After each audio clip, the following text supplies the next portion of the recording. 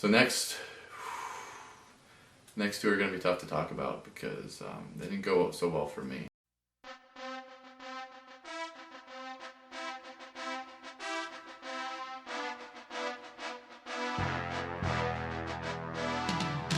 Then we went to swimming, which actually was probably for me the most exciting event of the day because I didn't know who was going to win. I knew Kelly was a swimmer, and I really believed Dan was not. And so I was looking forward to this. I thought for sure, after the entire day of getting completely obliterated by like 2 seconds or 2 points, whatever, I was completely crushed from the whole day. And I felt like if I can't beat him now, then I am half the woman I thought I was, and I should probably shut my mouth. Now Dan had told me he had gone swimming. I really didn't, he showed up without goggles, and I really didn't have high hopes for him. I offered him my goggles, he did not want to take them.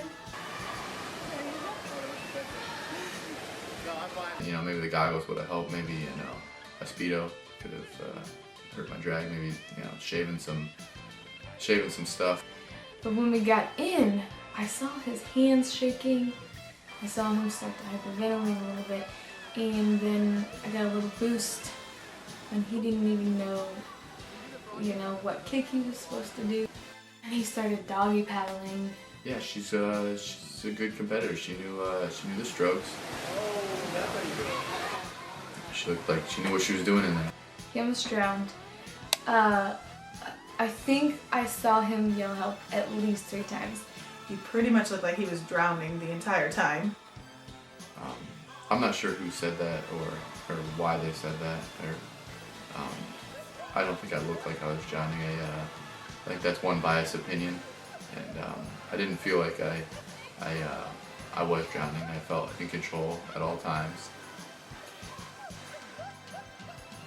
We had to stop the lifeguard from jumping in because it really was not pretty. It took him like almost a full minute to get down with the butterfly. It was so bad. He looked like a dying seal. That's all I have to say about that. Not made for the water. Let's put it that way. I don't float very well. I don't move too well in the water. Don't know why that is. The fact that he got in and did it was admirable. He ran into the wall a couple times. Yeah, so I got a little off course at one point. I think it's my right arm is a little bit stronger than my left, so I kind of have to readjust. So I may have grazed the wall. The lanes are a little small, I think, at the Riverplex. I felt really bad for him. I wish I'd done a little bit more practice. I think I could have put up a better fight. I should put it that way. And he was dying.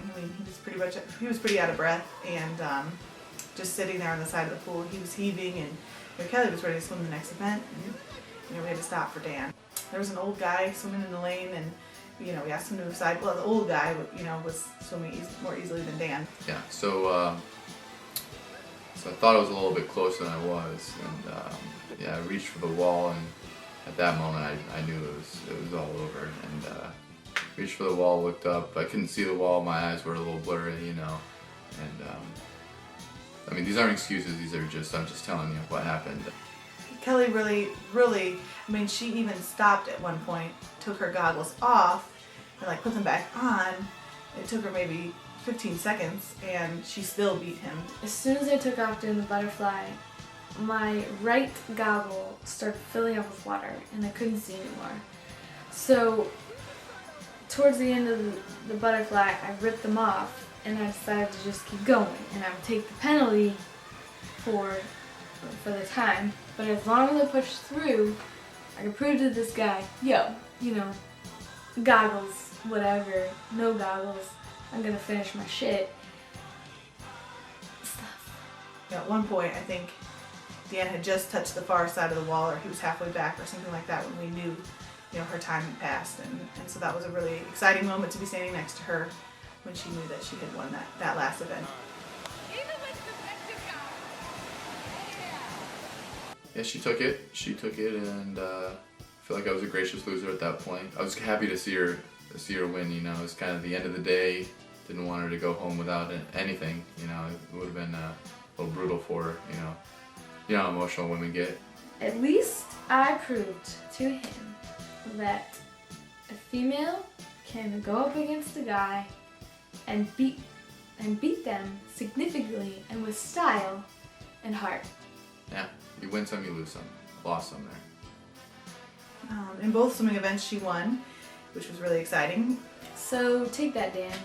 So it was good. It was good overall. It was good that Kelly pulled out a couple wins and really showed Dan, you know, how great female athletes are. 1, 2, 3, 4. So part of the agreement written by the commissioner was that the winner would then buy dinner for the loser and the commissioner. Yeah, we all went to Chevy's afterwards. We got into the parking lot and I could see that he was hurting.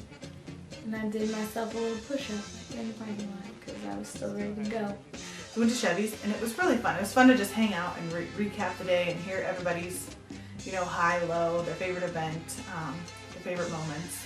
That was really fun. And I let him buy me dinner. I think that in order to really truly feel like a man, like he said, he wants to take care of women and, you know, do the whole thing. He had fun, he got this goofy hat. And then he was being abusive to the waitress. You can't put that in. Seth told the waitress that it was Dan's 21st birthday. And so in honor of his 21st birthday and big win, he sang to him and gave him a big hat. You know, I recall Dan saying something about "I love you guys," which is very rare. I mean, that alone should have been taped and cherished for years to come because those words don't escape from Dan's mouth often. I just want to, I love you all. I love today.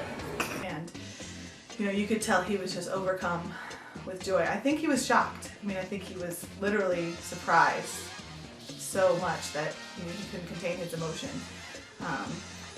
It happens with him, you know, he's really sensitive, he can't hold it in. And so when he actually did beat her and he didn't think he was going to, I think he just, it overwhelmed him.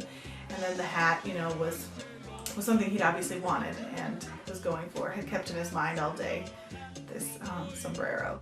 Yeah, Chevy's was awesome. I enjoyed the fun we had. It was kind of a nice end of the day. It wasn't competitive.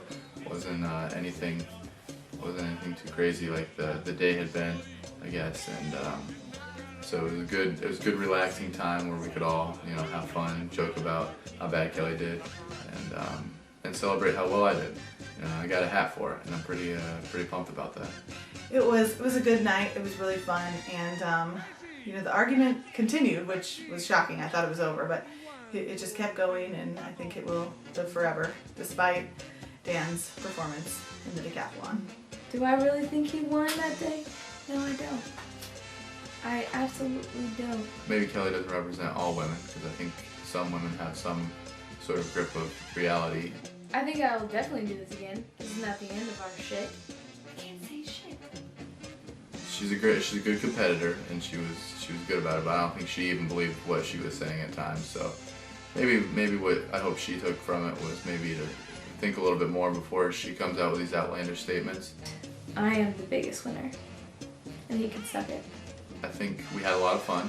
That was the key. But I hope Kelly took something from this, that she's not invincible. Let's just say I don't think he could beat me in a push-up contest. Whatever.